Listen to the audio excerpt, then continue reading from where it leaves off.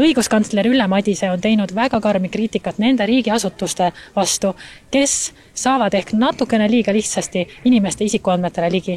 Antud juhul räägime me pangakontode andmetest. Tegemist on väga delikaatsete andmetega. Siin võib paralleeli tuua ka hiljutise olukorraga, kus tuli välja, et Politsei- ja Piirivalveamet teeb autodest ja nende juhtidest palju pilte.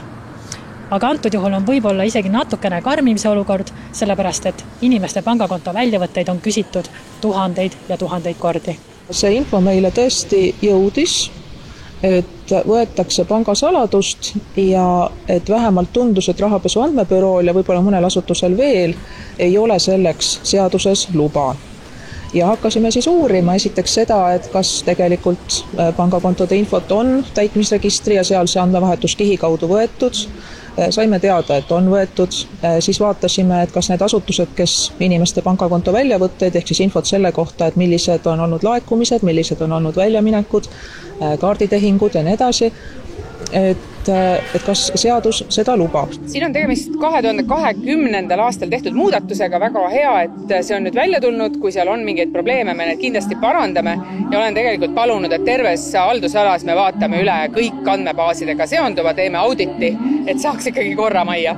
Kontode väljavõtetele pääsetakse ligi täitmisregistri kaudu. Loomulikult on kuritegude uurimiseks see luba olemas näiteks politseil, samuti ka julgeolekuasutustel nende töö jaoks. Aga näiteks rahapesu andmebürool on luba saada inimese pangakonto kohta ainult avamise aeg, kellele konto kuulub, äriühingu puhul tegelikud kasusaajad. Kas aga antud juhul võib tegu olla inimese põhiõiguse riivega?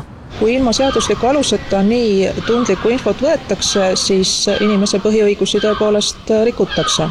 Ja muidugi tahan rõhutada, et ma ei usu, et keegi oleks midagi halba tahtnud, eks normistik ongi keeruline.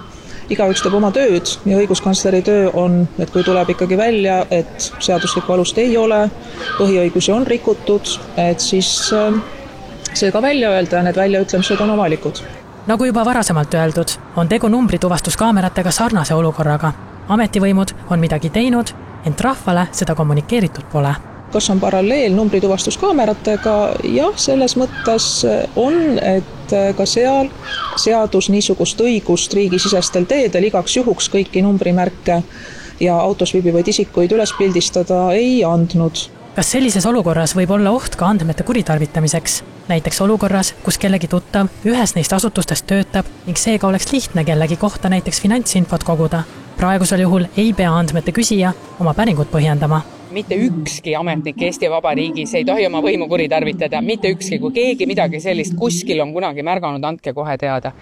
Ikkagi ka kõikidel ametnikel, mis tahes andmete vaatamiseks peab alati olema õiguslik alus, alati.